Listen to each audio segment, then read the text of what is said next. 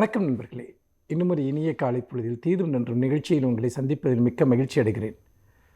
இது கலைஞரனுடைய நூற்றாண்டு. கலைஞரனுடைய வாழ்வையும் வரலாற்றையும் மிக நீண்ட ஒரு கோணத்தில் பார்வையில் நாம் இந்த நிகழ்ச்சியில் நாம் அலசி வந்திருக்கிறோம்.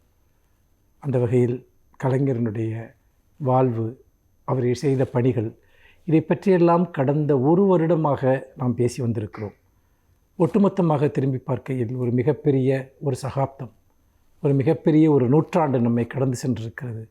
ஒரு மிகப்பெரிய ஒரு யுகம் நம்மை கடந்து சென்றிருப்பது போன்ற உணர்வு ஏற்படுகிறது.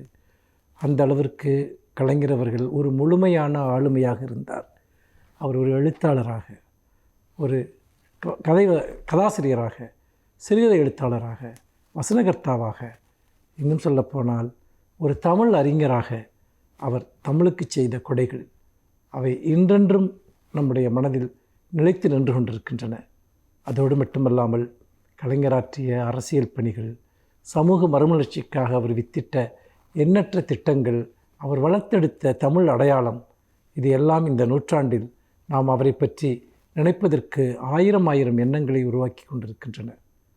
கலைஞர் 2011 தேர்தல் தோல்விக்கு பிறகும் கூட தொடர்ச்சியாக தன்னுடைய இடையறாத களப்பணிகளை அவர் ஆற்றி வந்தார். இந்த சமயத்தில் தான் படிப்படியாக அவருடைய உடல்நிலை சரியத் தொடங்குகிறது.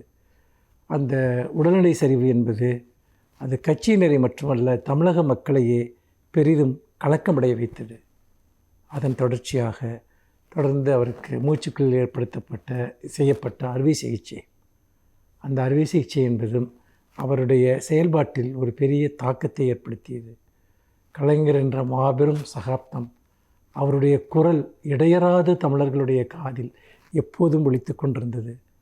அந்த குரல் படிப்படியாக அது ஒலிப்பதை நிறுத்தத் தொடங்கிய போது தமிழர்களுடைய இதயத்தில் ஒரு கனத்த மௌனம் குடியேறியது.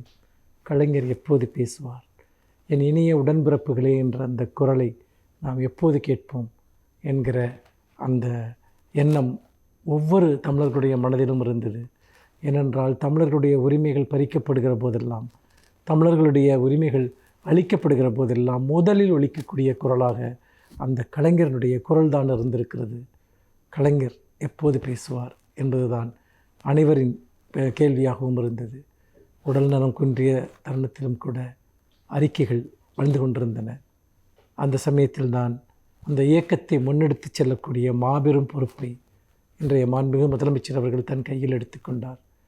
கலைஞர் அவர் தன்னுடைய அரசியல் வாழ்க்கையின் உச்சத்தை தொட்டு அன்று ஒரு மிகப்பெரிய ஒரு சகாப்தத்தை நிறைவு செய்து கொண்டிருந்த சமயத்தில் அதற்கு அடுத்த கட்டமாக அதை மேலும் முன்னெடுத்து செல்வதற்கான ஒரு மாபெரும் தலைமை பொறுப்பை இன்றைக்கு மாண்புமிகு முதலமைச்சர் அவர்கள் அன்று ஏற்றுக்கொண்டார்.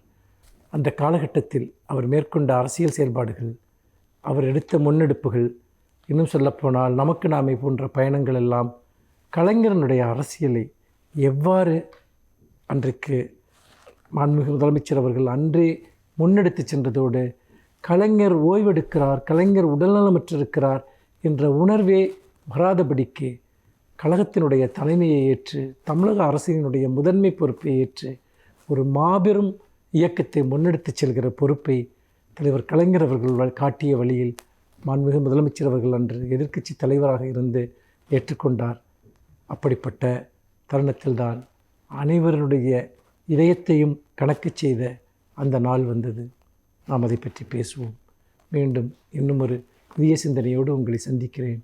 நன்றி, வணக்கம்.